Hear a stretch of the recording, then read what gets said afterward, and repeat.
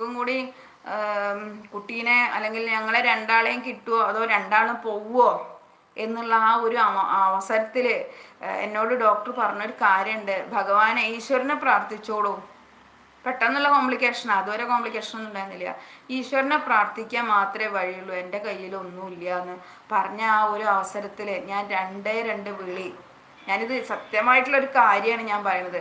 അപ്പം എനിക്ക് ആ ഒരു സമയത്ത് എനിക്ക് തോന്നിയത് എന്താ അറിയോ, എൻ്റെ കുട്ടി നഷ്ടപ്പെടും എന്നുള്ള ഒരു വേവലാതി മനസ്സിലുണ്ടായിരുന്നു. ഞാനെന്ന് വെച്ചാൽ ഒരു കാര്യം വന്നാലും ഞാൻ അങ്ങനെയൊന്നും മനസ്സിനെ വിഷമിച്ചാൽ കരയുന്നല്ലാണ്ട് ഒരാൾ കൈ വെട്ടി മുറിച്ചാലും കൂടി ഞാൻ കരയില്ല. അത്ര ധൈര്യം, മനോധൈര്യമാണ് എനിക്ക്.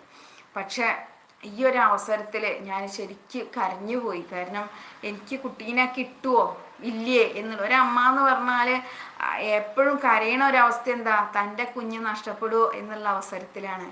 ആ അവസരത്തിൽ ഞാൻ അപ്പോൾ ഡോക്ടർ പറഞ്ഞു ഒന്നെങ്കിൽ രണ്ടാളും പോവും, ഇല്ലെങ്കിൽ ഒരാൾ, അല്ലെങ്കിൽ ചിലപ്പോൾ കുട്ടി.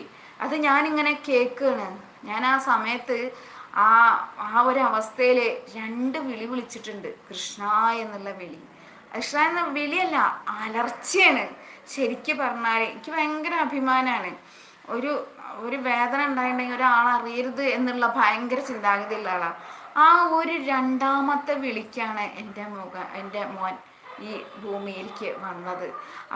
അത്രയും സന്ദിഗ്ധ ഘട്ടമായിരുന്നു.